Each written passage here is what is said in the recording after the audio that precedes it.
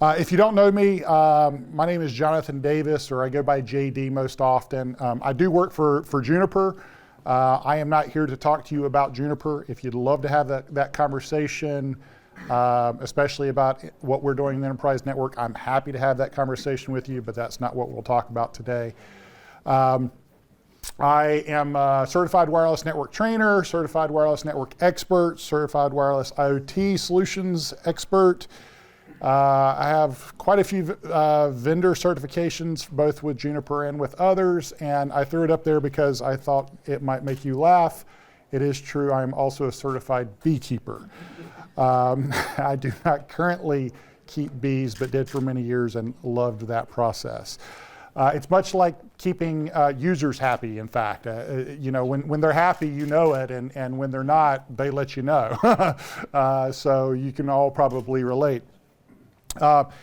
Most of my QR codes will be labeled. This one is not. That is a link to my LinkedIn.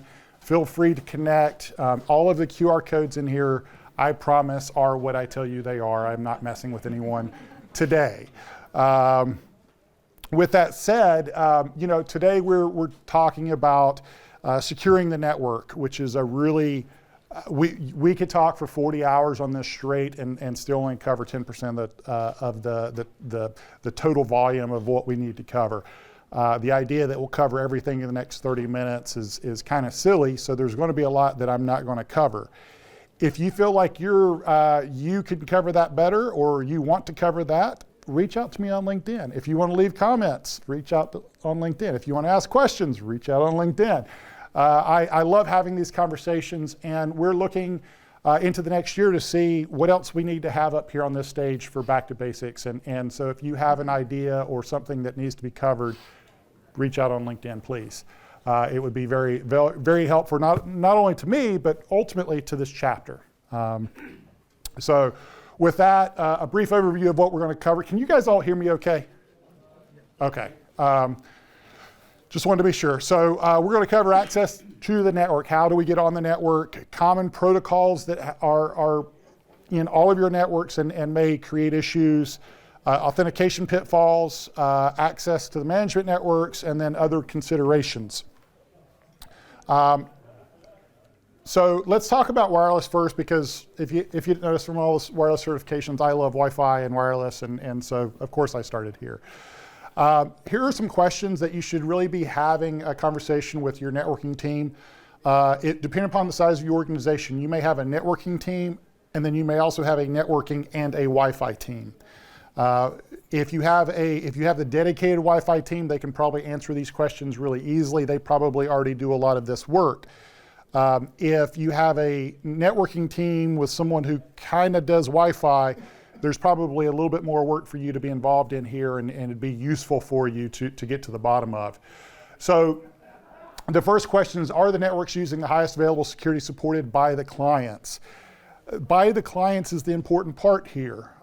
As wireless professionals, we design networks for what is generally referred to as the least capable, most important device, LCMI, least capable, most important. That often means least capable from a wireless perspective, what bands it supports, what speeds it supports, all of that, but it may also include security protocols. So does it support only WPA2 pre-shared key? Does it support .1x radius authentication into the enterprise? Those are questions that we have to answer, and we have to support those devices. So when you ask this question, know that this may be a sensitive subject if you're asking your Wi-Fi folks. They may very well have been having this battle for you and you not even realize it. And it may also be a situation where you have a very insecure wireless network that has access into your network because 4 people use old PDAs that are using WPA1 or WEP or something along those lines, and $10,000 would make that security problem go away forever, and your Wi-Fi team would love you. So this is an important question, and it's the reason I've spent so much time on it. Are wireless networks disabled when unneeded? This is both a security thing and also a wireless thing. Be sure that if the clients are no longer there, the wireless network is no longer there. Make certain they're retiring networks as they should be retired. Are authentication attempts being sent to log servers for non-802.1x authentication types? This is a huge one. So pre-shared key networks is what we're talking about. I'll tell you, one of the things I love about Juniper, we do this really well out of the box. I've worked in Cisco environments, I've worked in Aruba environments, I've worked in all of it. It's rare for this to be done well out of the box. So if you have a more aware, educated attacker, and you have a pre-shared key network that gives access into your network, they're going to identify really quickly. In best case scenario, your network most likely, after a certain number of bad pre-shared keys, it just stops responding to that MAC address, that client, right? So it says you've tried 5 times, you don't get to try again for 2 hours. Well, a client that understands that goes, okay, change the MAC address, and now I try again, and now I get 5 more attempts, and then I change the MAC address, and then I try again. And they will sit there and they'll keep doing that until they eventually, guess the right pre-shared key, assuming that they haven't been able to acquire it other ways, which there are ways if you're with WPA2, and of course WEP and WPA1 are incredibly broken. If you're not getting these log messages, you're probably unaware of attacks that could be potentially happening in your network. You need to ensure, just like any other authentication type, that these are logged into your reporting tools. This is not something that's necessarily easy to set up in all of the different management platforms, but it's critical that it's done correctly. The question of how many times can it send the wrong pre-shared key before it's penalty boxed? That's an important one. And then, are rogue networks being reported? Let me ask a question. Who can tell me what a rogue network is? This is an important one. Yeah. When someone just brings their own device and sets it up? Okay. For the most part, there's one important differentiator here. So there's adjacent networks, and then there's rogue networks. Marriott learned this lesson the very hard way when the FCC, I think, fined them something like $1.6 billion. If I put my phone and I turn on a wireless SSID on this, that's not a rogue network. And a lot of people confuse that. A rogue network is someone else's access point connected to your network. So you need to understand that, and you need to know that if you see a MAC address exist on your network and on an access point that you don't manage, that is a true rogue network, and that has to be dealt with. So these are the wireless concerns. These are the top things that I would look at, and these are the things that I've seen be compromised, and the issues I've seen with customers I've dealt with. Yes, sir.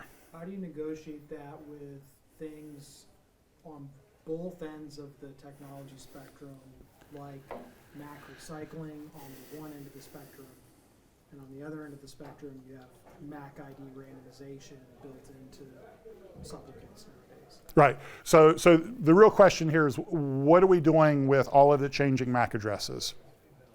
It's something that is very common. It's something that most clients do. They're actually developing the Wi-Fi Alliance is developing a standard. The IEEE is developing a standard around this.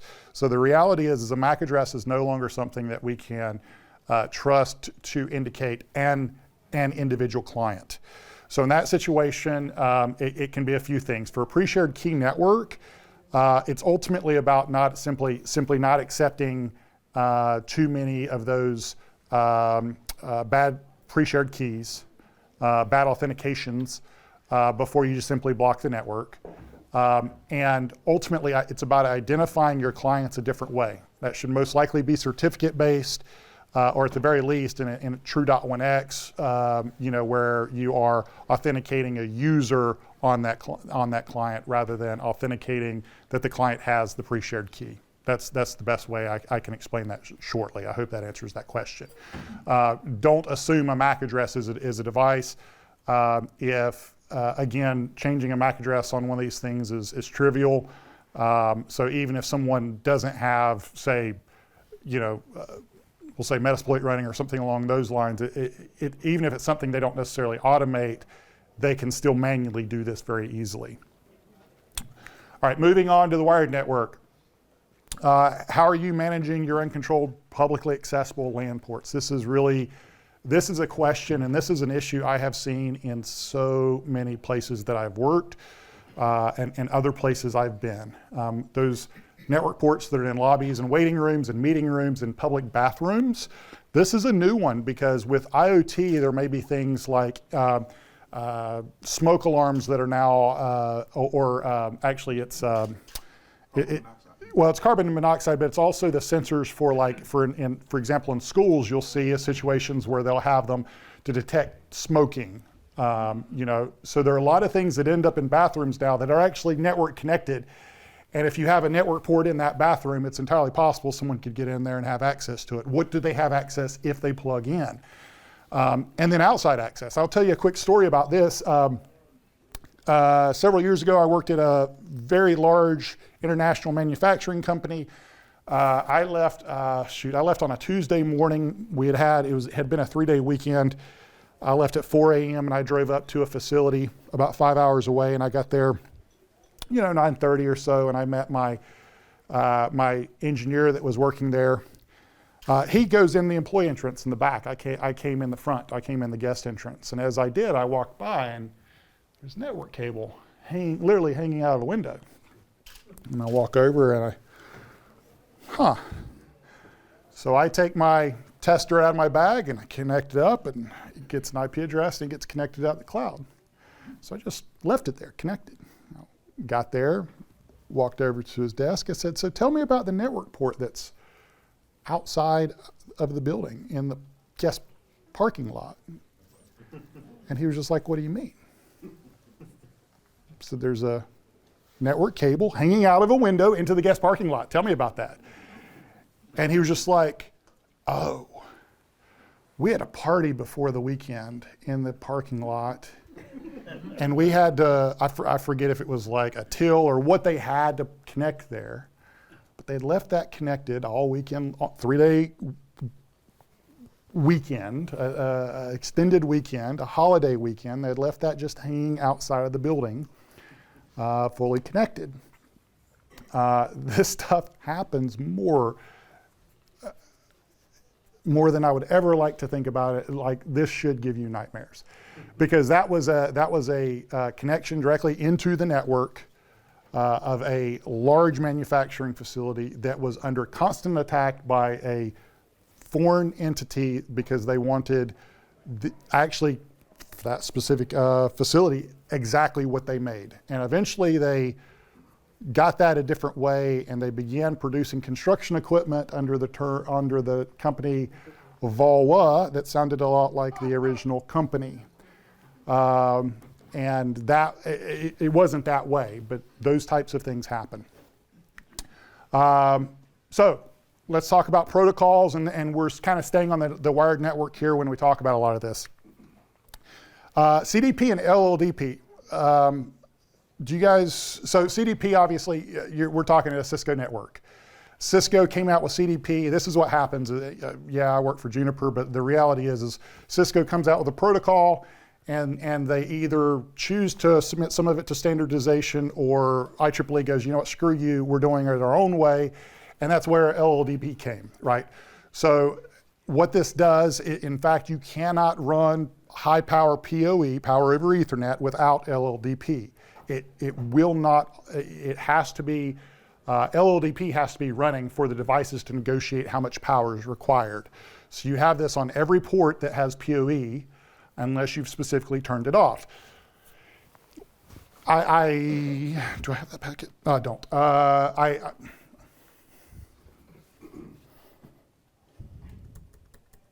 do. Remind me later. See if, it's not gonna let me.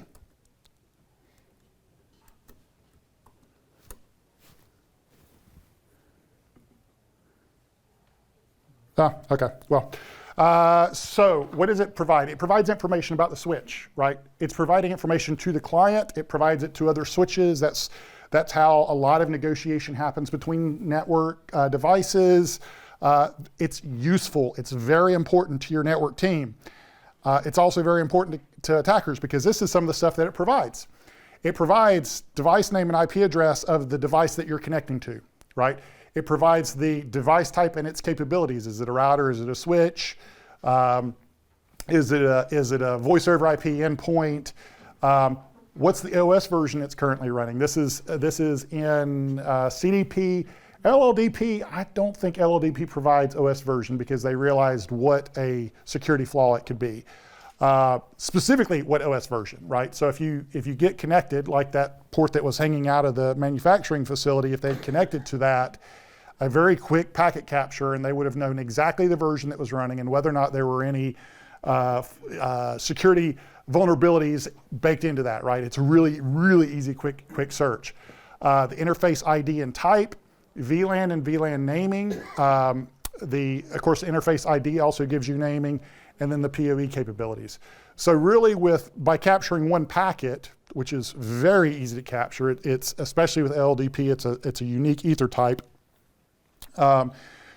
We can learn so much about your network. We can learn your naming standards that you use for everything. We can learn the IP address that you use for your management networks. We can learn the VLAN that port was on. If it's a trunk port, so help you, like you're completely screwed. Even if it's not a trunk port, at the very least, I'm going to learn your access VLAN, but most likely I'm going to learn more about that in the process. So what do we do with this? Any port that connects to a non-trusted device should not advertise CDP or LLDP. So anytime you have a partner network inside of your facility or outside of your facility for that matter, and your ISP, do not send them LLDP information, do not send them CDP information. It's very easy. On Cisco, it's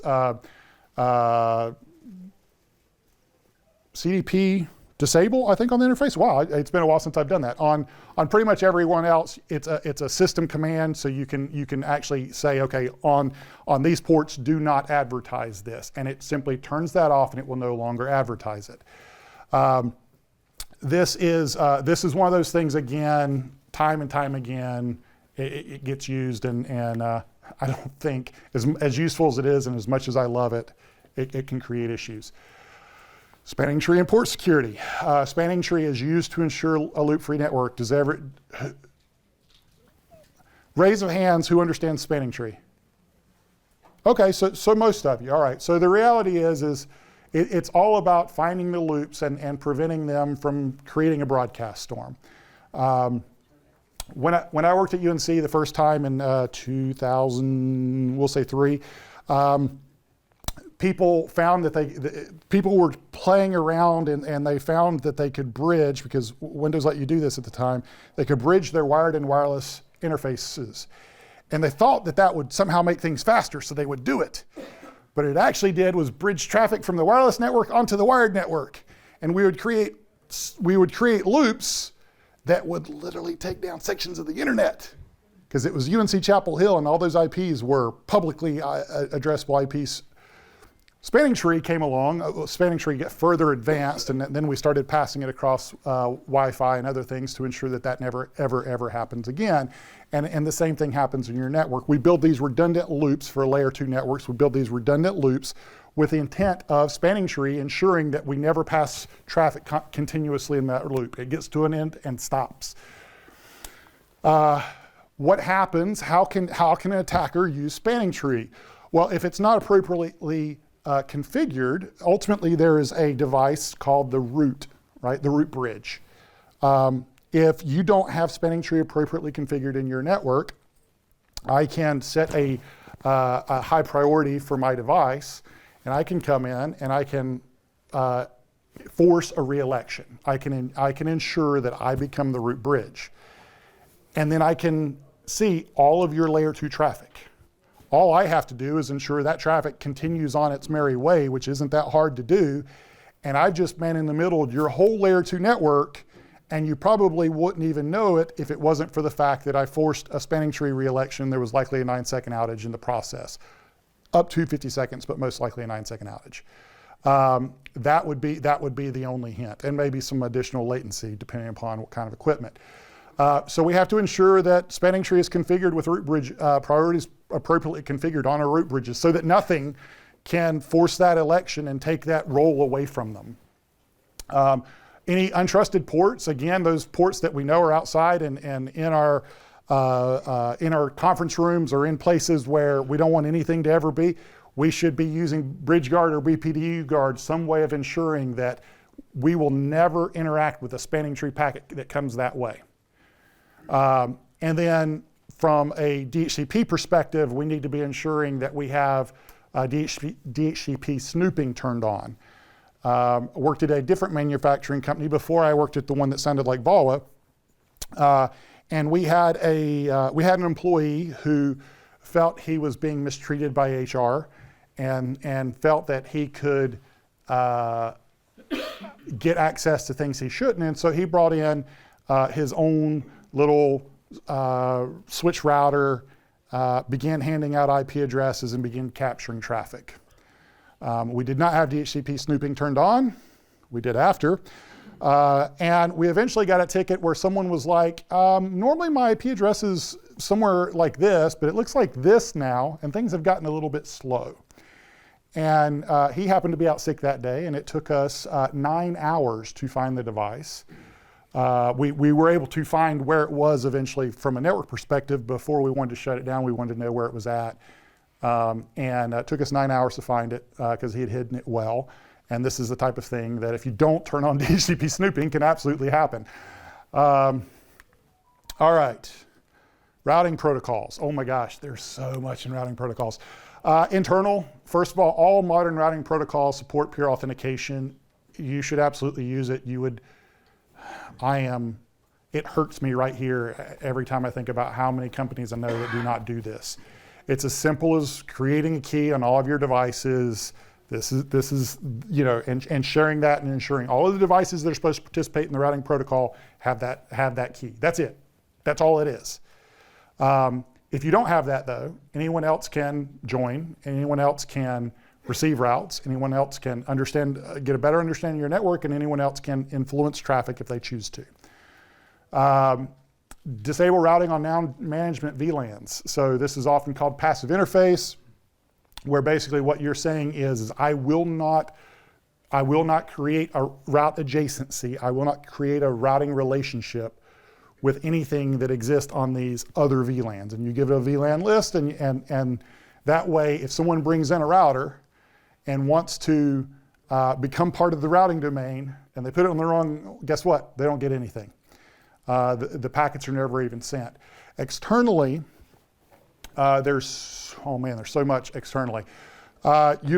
Big thing here is utilize route filtering to disable and control sharing of routes. So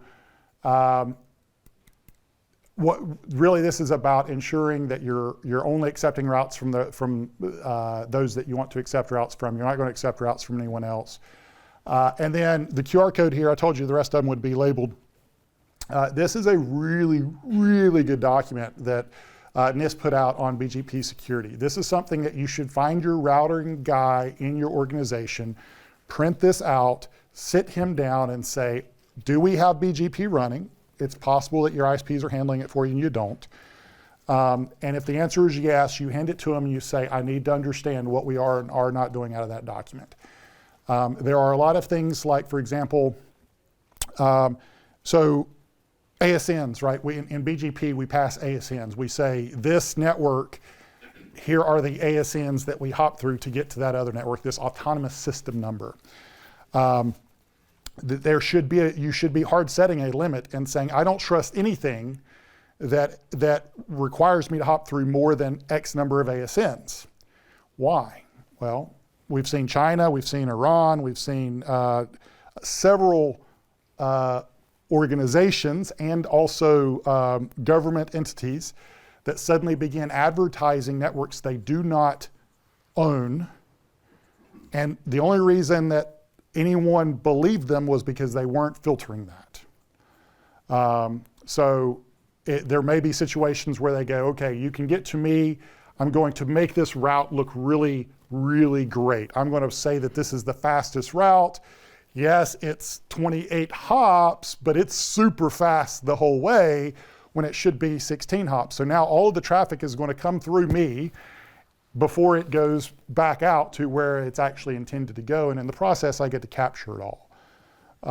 So those are the types of attacks that we can see in BGP. Every time you hear of a BGP issue, it can almost always be solved with what's in that guide. I can think of only one time in the last 3 years where there's been a major routing issue on the internet involving BGP that wasn't already addressed. All right, SNMP. Good God, I hate SNMP. It's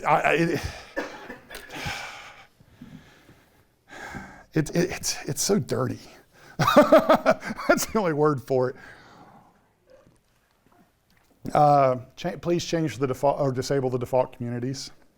You're all running SNMP version 2 somewhere in your network, and I guarantee all of you have at least one device that's running SNMP v2 with public RO and public RW as the community strings. Let's remember that RO is, yes, read only, and you can read what's happening. That RW means you get to make changes to the device. All you have to do is figure out what kind of device it is, and the rampant issues that are out there around SNMP are, we need something else.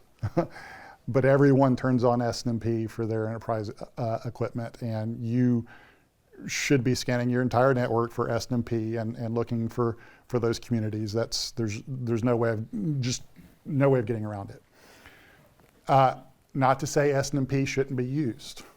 Ensure that you're using the latest patch version and you're running version 3. That not only ensures that you're getting encryption, but you're also authenticating. And just like in your routing protocols, you're ensuring that no one can read and write to that device unless they have the appropriate keys. Create ACLs for SNMP. Most likely, you probably have one to a few, maybe several SNMP servers. Those are the only things that should be communicating to your devices. There should be ACLs on every one of your devices that indicate that the only thing that can communicate to and from that device with SNMP are your SNMP servers. And then for those devices that support it, ensure that you've got community name authentication traps set up so that if you're seeing other community names, one, you'll see it. If you're seeing devices if devices are passing a community name that doesn't exist on that device, you'll also see it. So that will be kind of where you'll start to get alerting from. Authentication, please use Radius and TACACS for AAA. Don't allow your network team to authenticate directly to the hardware unless there's a very specific reason. And then understand how your network devices operate if and when the Radius server or the TACACS server becomes unavailable, right? So they should have a fallback mechanism, understand what that is and what that looks like, what the timeouts are. Does it fall back to a local account? How is that local account managed? How often is the password being changed on that local account? I can't tell you the number of places I've worked where the answer to that would have been 3 to 5 years and a dozen employees before. Can we see a problem there? Absolutely. And then manage allowed authentication and encryption types. This is a big one. There are a lot of people, or there are a lot of really poor authentication encryption types out there that may still be allowed on your network equipment, on your servers in some cases. And if you're still allowing them, then what you're actually doing is you're allowing certain types of attacks to be, to be ran against your system and have it potentially compromised, or at the very least spoofed a good authentication when there is none. Management access. The top one is one, I'm shocked at how rarely I see this. If it's a non-standard network, if it's critical infrastructure, there's so many areas where this works really well. Use a bastion or jump host. I worked in for a municipality. We had our water supply side water control systems.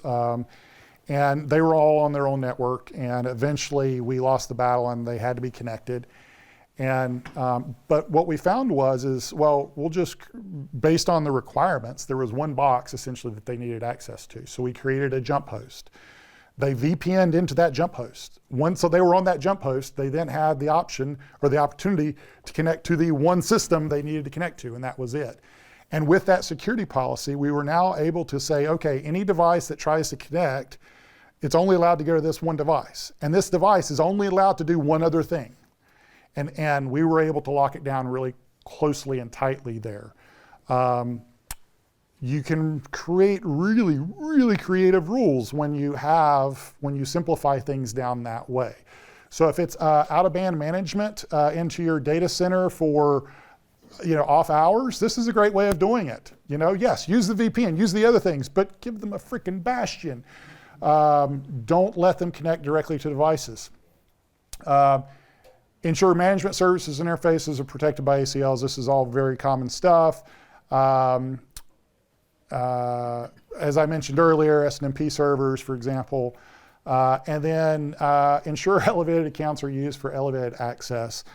I have seen so many places where elevated accounts begin being the primary account.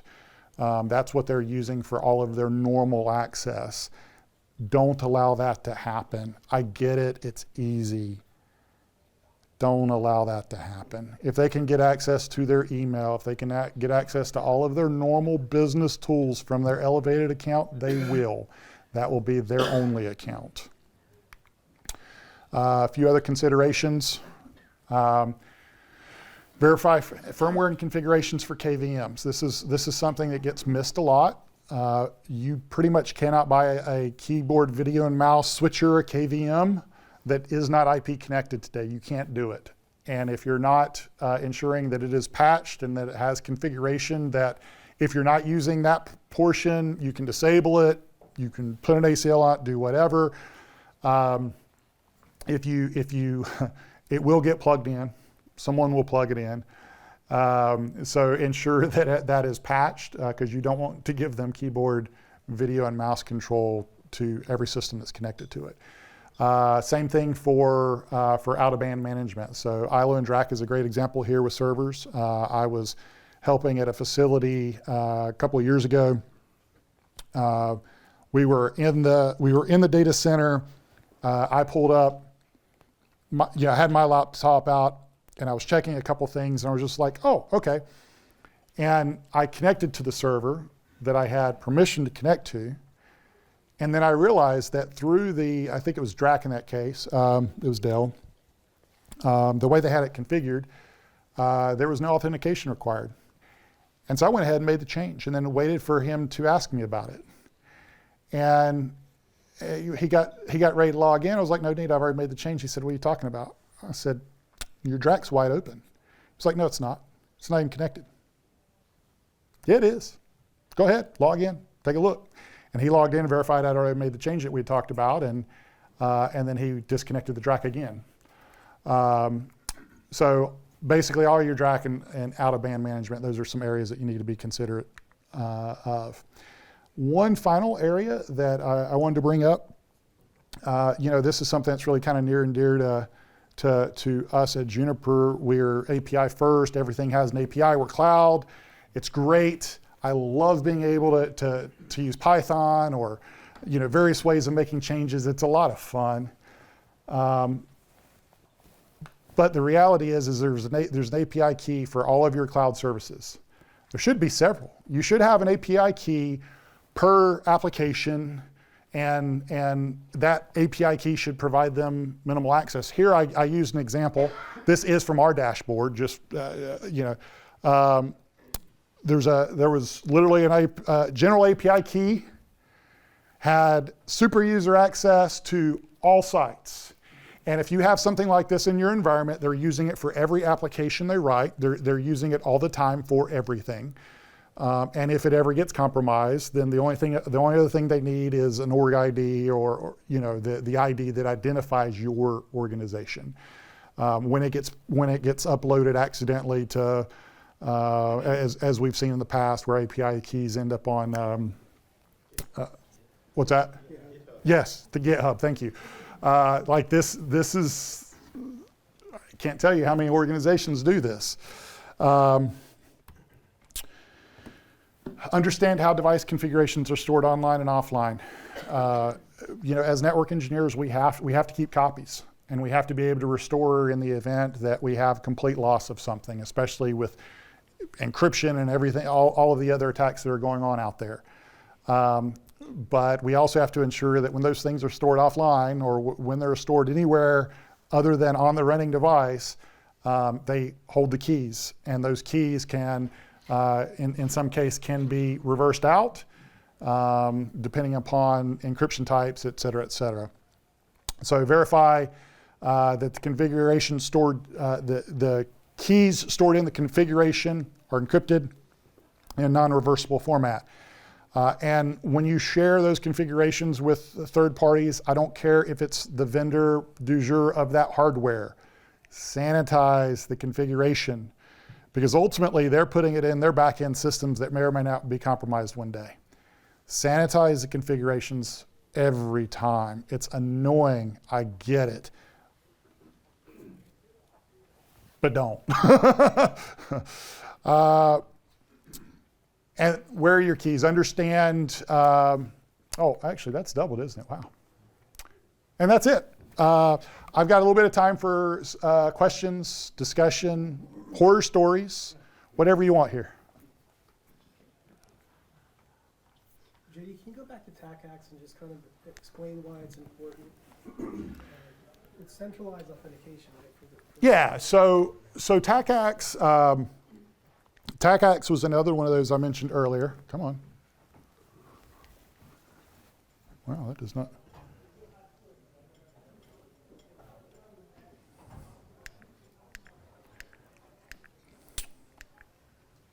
All right, so TACACS was another one of those things where Cisco came out with something cool, and everyone else said, yeah, that's cool, and we're going to do our own thing, right?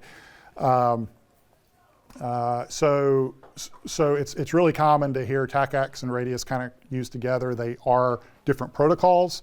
Parts of TACACS have been released to the general community. But in general, it's how do you authenticate a user into, in this situation, we're talking about how do you authenticate a management user to the device, right? So you can do that several ways. In some devices actually allow you to call directly into, say, Active Directory. Those devices are pretty, I wouldn't say rare, but it's less than 50%. Almost everything supports Radius, and many devices will support TACACS. So what you allow then is, what you're allowed is basically to say, users in this group, ultimately, because Radius, just like in Radius, you're going to send attributes. And so you then can set, for example, whether they have read-only access, write access. You can do things along those lines, so that if they are troubleshooting an issue and they only need read access, or maybe they only need read access to a certain level of commands on the device, you can provide that.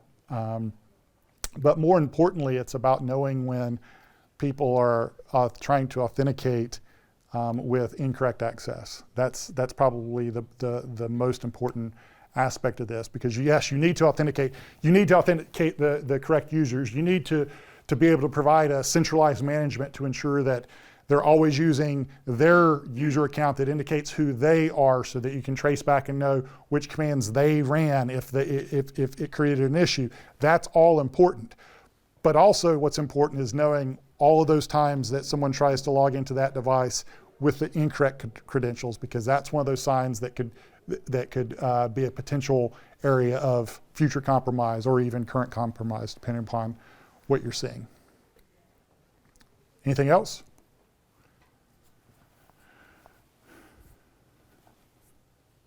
Yes, sir.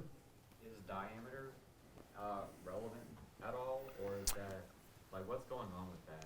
I hear about it in academia, but I haven't really seen anything that supports it. So, yeah, it's, the only place I've seen it really used is academia. And I've seen, I know it's been used a little bit in some of the research and education networks, places like that. I personally haven't seen it used anywhere else. I would love to hear from people who have.